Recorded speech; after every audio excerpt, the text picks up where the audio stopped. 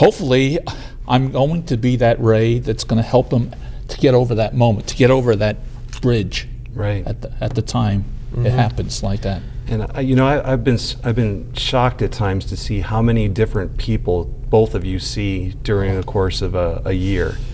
So with John, I know that it's like 2,000 visits, or some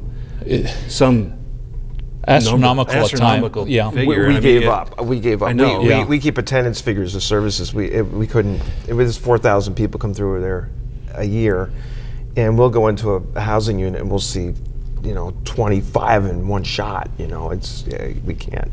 It's and the people are in and out of there pretty quick. You can be sentenced for 2 consecutive years, yes, but the average person is only in there between 4 and 6 weeks.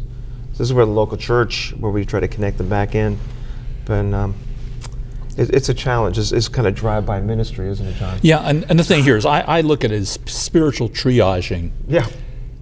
Because I may think I'm going to cover this amount of ground, these floors and all like this, and I always start off to get a feel for the hospital and the ER and the ICU and the CCU.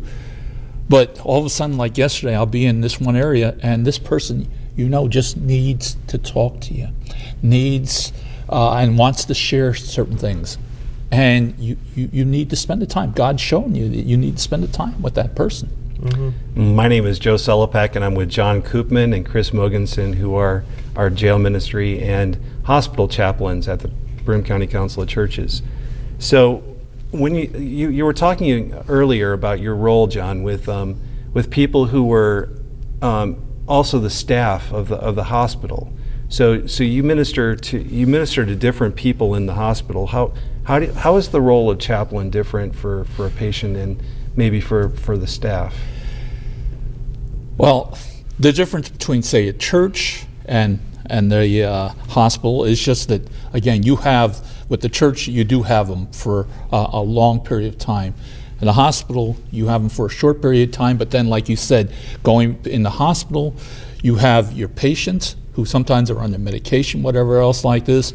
You have their families that are really hurting too with them, and then you have your staff who is also very sensitized.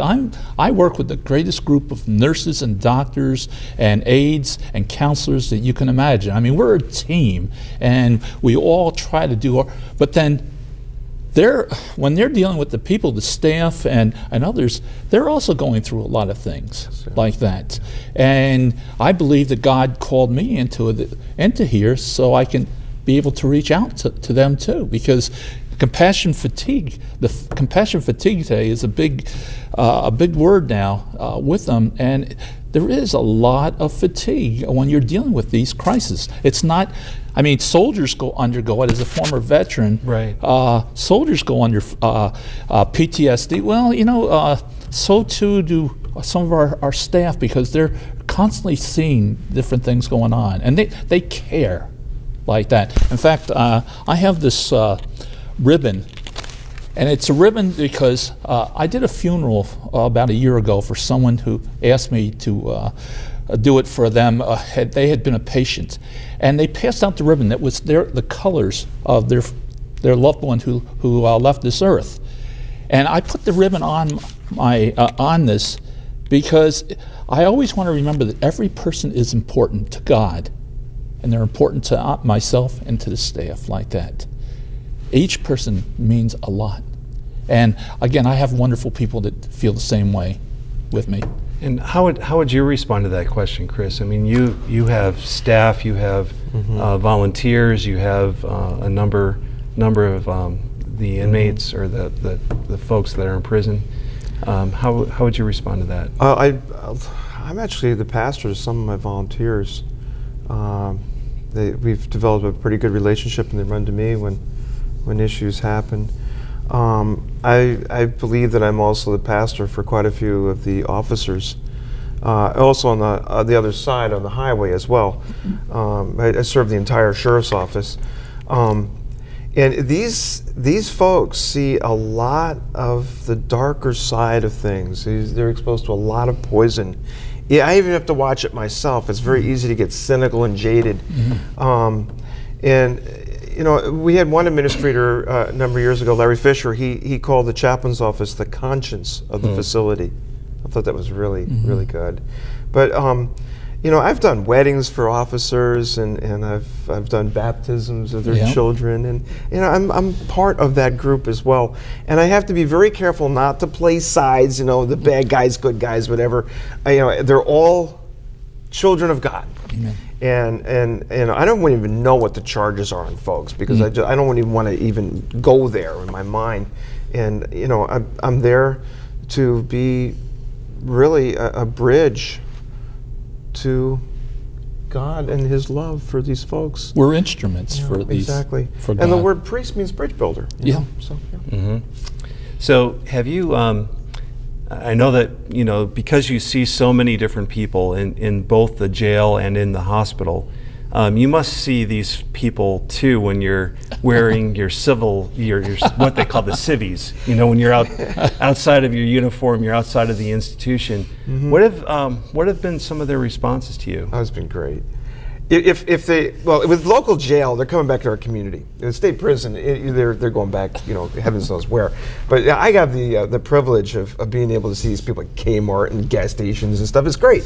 It was just last night I bumped into a guy at a gas station.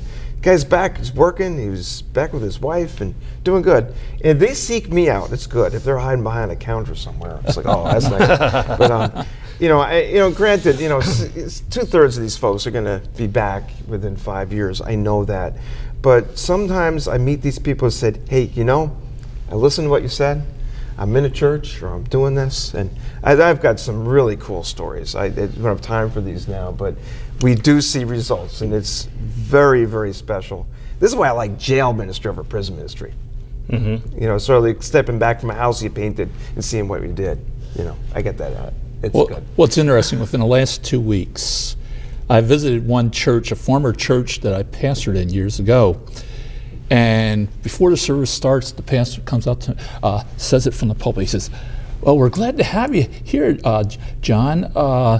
And you did such a great job with one of the parishioners." And I'm just, hey, I'm not, you know, I'm just trying to hide behind the seat, because I don't want recognition for this. I'm doing this because God called me there, like that. Or my wife is in a hair salon and somebody made a comment to her about, well, you know, your husband was helpful to me there. Well, again, it was because God had me there. Romans 8:28 says all things work for good to those, and all things happen in life for a reason, like that. It's the minister presence. Half the time I don't remember who these people are. Yes, sometimers. It's just I was there, and they just and was Christ working through that. I tell people I have sometimers, as somebody has said that, you know, because I know I'm not going to remember everything. It's like computer overload, like that. But the thing here is, I always tell them, please remind me if I forget, because I'm not trying to be disrespectful or anything else like that, because I love these people, and I love to see them healthy, and I tell them to, hey, say hello to me when you're in a mall or somewhere else. Like, just don't come back. I don't need you to come back, like that.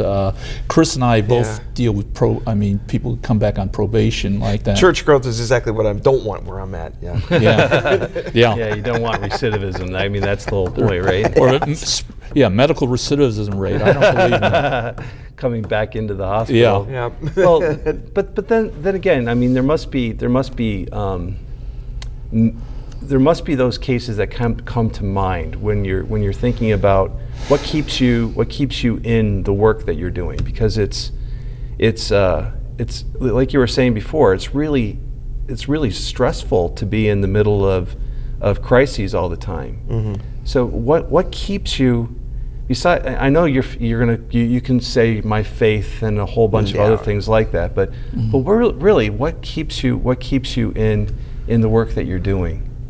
Probably bumping into these people outside. Like I mentioned, this is the advantage of jail over prison, and that's really cool. I told the guy last night, I said, you made my day. Yeah. That was just neat.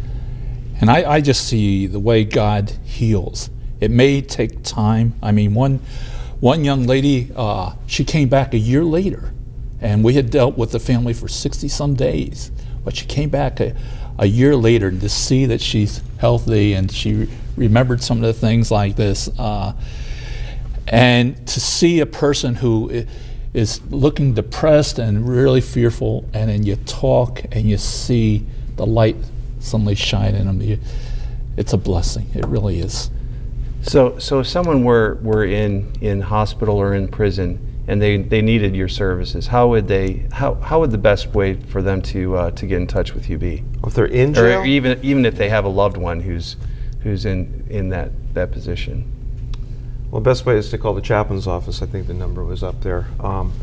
For an inmate, of course, they just put a request. Can you say it for the Yes, radio? I can say it. Yeah, it's area code 607-778-6518, and that's the chaplain's office in the jail.